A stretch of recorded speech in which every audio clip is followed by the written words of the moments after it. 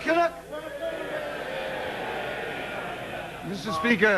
Speaker, will the Prime Minister confirm that she's willing, even eager, to sell off Power Gen at a knockdown price to Lord Hanson, another friend of the family?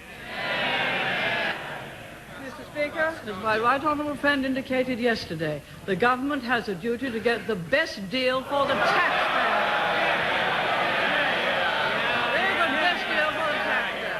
The right honourable gentleman takes his customary swipe at private enterprise. He can't stand it. He'd far rather have nationalisation run by politicians who know nothing. Mr. Speaker, there's private enterprise and there's looking after your friends. I think that the country can distinguish between the two. How can anyone who's selling off the electricity industry,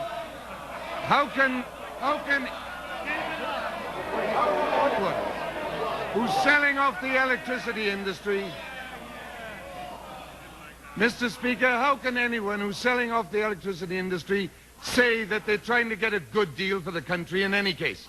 Most of all, how can anyone selling off that industry at a third of its value say they're getting good value for the country? Whatever happened to the undertaking given by the Secretary of State for Energy that no one, neither organization nor individual, would ever be allowed to own more than 15% of the companies? Mr. Speaker, Power Gen will be sold off at the highest price. My right honourable friend has an indicative price. Other bids will be asked for. Is he against selling it off at the highest price? Or does he allow his prejudices against private enterprise to dictate his every sentence? Mr. Speaker, the Prime Minister can twist and turn all she likes. The truth is that in breach of the promises that she has already made, she is selling off at a fraction of its value a highly profitable company to a bosom chum and a major contributor to the Conservative Party. Isn't it obvious that this session is ending as it began, with sleaze and shadiness at the heart of the government? No, Mr. Speaker.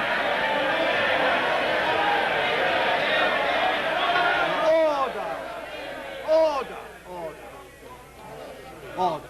Prime Minister.